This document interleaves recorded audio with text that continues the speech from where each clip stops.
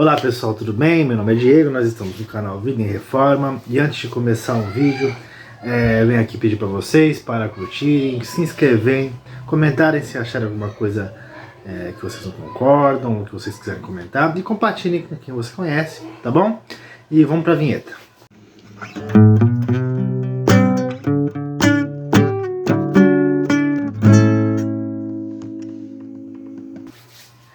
Bem, hoje nós vamos continuar a série de teologia histórica, de história do pensamento cristão, continuando sobre algumas heresias que foram popularizadas no começo da igreja, na época patrística, mais especificamente entre os séculos 1 e 3, tá bom? Então vamos lá.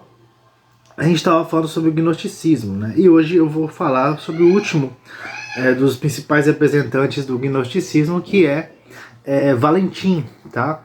Opa! Aí, pronto. O Valentim, ele é o principal representante, né, do gnosticismo. Ele viveu também durante o século II. Ele acreditava... A teologia dele é a mais absurda possível. Então eu vou explicar, mas relevem os absurdos que eu vou falar, tá bom? Ele acreditava que o princípio de todos era o abismo, que era um deus que ele acreditava chamava abismo, que em grego é bitos, tá? Esse bitos é incompreensível e insondável. Nele se encontra o silêncio, que é outro aion, que é outro tipo de deus, que é o Sigé. Sigé. Então, bitos e Sigé, tá? No Sigé, que é o silêncio, bitos gerou... Vamos acompanhar o meu raciocínio. Bitos e Sigé geraram mente, que é nous, e verdade, que é aletheia. Tá bom? E essa é a tétrade mais importante do pensamento de Valentim, tá bom? Para Valentim, há aions, ou deuses, que são figuras masculinas e figuras femininas. No caso desses dois casais, Bitos e mente é masculino e aletheia e Sigé eram femininos, tá bom? A mente e a verdade geraram a palavra e a vida, que é o Logos e Zoe. E Logos e Zoe geraram o Anthropos, que é o homem, e a Eclésia, que é a igreja. Vai vendo a situação absurda que chegou o pensamento de Valentim. Cada um dos casais geraram mais ou menos 20 seres. Foram 22, se eu não me engano. Sendo o último ser a ser gerado dessa série de aions, dessa série de seres divinos, foi a Sofia, que é a sabedoria, tá? A sabedoria deu origem ao mundo material. Para gerar um mundo material, a Sofia estava tentando conhecer Bitos, que é o insondável, que é o incompreensível. E não é possível para a Sofia, de acordo com Valentim, conhecer Bitos. Então o resultado foi esse mundo material caído que nós existimos. O único ser que pode conhecer o Bitos é o nous, que é a mente. A consequência, né, desse exagero da Sofia foi o caos, a desordem do pleroma, da plenitude, que gerou assim um mundo material, tá bom? Bitos, vendo isso acontecer, o Bitos, o Deus Supremo, gerou dois novos aions, dois novos seres de Deus divinos, que é Cristo e o Espírito Santo, para que a ordem fosse restabelecida. O produto desse absurdo, né, desse exagero da Sofia, como eu já disse, além desse mundo material, gerou um ser chamado Acamote, que foi expulso do pleroma e mantido fora do pleroma pela cruz. Tá? Os Aions, querendo ajudar Acamote, que era também um dos irmãos, né, que faziam parte, né, de toda essa família, né, divina, geraram Jesus, que libertou Acamote das paixões. E as paixões que foram libertadas, né, as paixões que foram expulsas do Acamote geraram a matéria. Vocês estão conseguindo acompanhar, né, gente? Pelo amor de Deus. Eu sei que é bem complicado, é bem absurdo, mas vamos lá. Jesus leva essa matéria ao arrependimento, originando a alma. Achamoth recebe de Jesus o conhecimento do alto, originando o espírito. O criador desse mundo é o Demiurgo, criado pela Sofia, a fim de dar forma à matéria e à alma.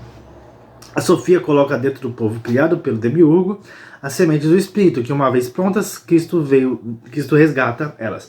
Então a Sofia coloca dentro de cada criatura, né, do Demiurgo, sementes do espírito, que quando de fato formam o espírito, são resgatadas por Cristo, tá? Cristo se apresentou no mundo como o homem Jesus. O homem Jesus não é o Ion Jesus, tá? É outra coisa. E esse homem Jesus leva os espíritos de volta ao Perama. Vou dizer a mesma coisa que eu disse no final do vídeo anterior. Se você me perguntar de onde ele tirou isso, não sei. É um absurdo atrás do outro. O Valentim tem muita coisa porque ele é o que mais sobreviveu. Digamos que o pensamento dele foi mais registrado do que os dos outros. Inclusive, escritores cristãos se defenderam, acabaram expondo também a ideia de Valentim, tá? Então é isso. Agora vamos passar para o próximo, que é Marcião, tá? Marcião foi importante para a história da teologia por causa do cânon, né, que ele fez. Mas vamos por partes. Ele viveu durante o século II, tinha uma teologia extremamente dualista, tá? Onde o mundo material é reinado pela lei e pela justiça, e o mundo espiritual não. O mundo espiritual ele era amor, e o mundo material é lei e justiça. Então ele tinha essa dualidade muito forte na teologia dele. Além do fato de que ele diferenciava, né, o Deus Antigo do Novo Testamento. O Criador é um Deus mau, que governa por meio da lei e da justiça. Formulou o primeiro cânon do Novo Testamento, eliminando o Antigo Testamento e costurando os escritos. O que eu quero dizer com isso? É que ele tirava partes de livros quase inteiros, escolhia livros ao bel prazer, eliminava partes por causa que ele não concordava. Então isso impôs à ortodoxia cristã, aos cristãos, que padronizassem os livros. Não que os livros não eram autoritários antes. Eles tinham autoridade canônica, sempre tiveram, mas a padronização, a institucionalização do cânon foi-se a partir desse absurdo que Marcião criou, tá? E para ele, Cristo não era humano, tá? Então é basicamente isso que é Marcião e o marcionismo.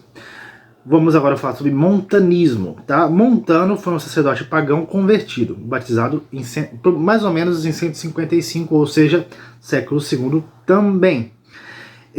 O ensino dele era muito linkado com os essênios, porque era muito profético, muito escatológico, tá? Ele baseava seus ensinos nas profecias que ele fazia e que suas discípulas Priscila e Maxímila faziam, tá? É basicamente isso que a gente consegue identificar do montanismo, tá? Ele não nega o Novo Testamento, mas ele disse ser uma continuação do Novo Testamento. O montanismo ele foi muito popular porque posteriormente Tertuliano acabou aderindo ao montanismo, tá? Então vamos lá. Próximo, esse é o mais importante, acredito, desse vídeo. Lógico que Marcião teve importância pontual e Valentim teve uma boa popularidade nessa época, mas o monarquianismo é importante porque hoje eu vejo o monarquianismo muito presente, tá? A gente vê, por exemplo, como a Igreja Voz da Verdade e como os Netzarim, ou com muitas pessoas individuais estão tendo pensamentos unicistas, onde isso já foi futado faz tempo e está renascendo de novo, é impressionante. Mas vamos lá, monarquianismo. O que é o monarquianismo a grosso modo? Monarquianismo é acreditar que Deus é um, apenas um, tá? Há formas de pensar o monarquianismo, mas via de regra é isso, tá? É um termo usado para se referir aos unicistas, que se opunham à variedade de íons disseminado pelo gnosticismo. O monarquianismo, na verdade, ele foi criado para bater de frente com o gnosticismo, tá? Só que ele focando no embate contra a variedade de íons que os gnósticos ensinavam, acabaram por negar também a trindade, tá? Os primeiros monarquianistas eram chamados de alogia. sem verbo, né, no caso, né, alogos. E esse foi a denominação que era chamada de os primeiros monarquianos, tá? Os alogoi rejeitavam o quarto evangelho e dizendo ter tudo sido escrito por Cerinto. Eles negavam o evangelho de João porque acreditavam que aquele evangelho tinha sido escrito por Cerinto. Duas doutrinas vieram depois, duas linhas doutrinárias vieram depois dos alogoi, denominando-se monarquianistas, tá? Que eles quiseram preservar a verdade de Deus, porém acabaram deturpando ela e negando a Trindade. O primeiro é o monarquianismo dinâmico, tá? Que acreditava que o Espírito Santo era um dinamis, era um poder, e que Cristo foi empossado por esse poder, tá? O representante mais antigo disso foi o Teódoto, seguido por Pertemon, minha letra também me confunde. E o maior expoente dele foi Paulo de Samosata, que posteriormente nós vamos estudar durante nosso estudo, né? E o segundo monarquianismo que é considerado, que hoje é muito popular, é o monarquianismo modalista, porque hoje vê-se uma ignorância muito grande quanto à doutrina da Trindade. E por essa ignorância da doutrina da Trindade ser muito frequente, o modalismo é fácil de ser absorvido. E muitas pessoas que eu converso acreditam no modalismo sem saber o que é, tá? Então vamos lá, o que é o modalismo? O modalismo acredita que Deus é um, manifestado de três formas, não em três pessoas. As formas não têm só individualidade. Deus é um, ele se encarnou, então o Pai se encarnou, tá? E o Espírito, na verdade, é uma emanação do próprio Pai. O Pai sendo revelado em Espírito. Então, na verdade, o Deus não é três pessoas, Deus é três formas, de acordo com o modalismo, tá? E também foi chamado de patripassionismo, porque, de acordo com eles, o próprio Pai foi crucificado.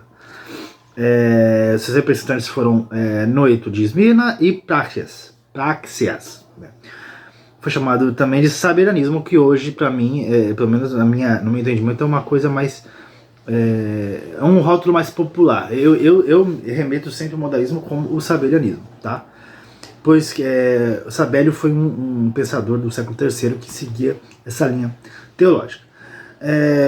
Vamos concluir sobre essas heresias. Concluindo, então, se a gente vê que durante o primeiro, segundo e terceiro século, mais especificamente no segundo século, algumas ideias divergentes se tornaram muito populares.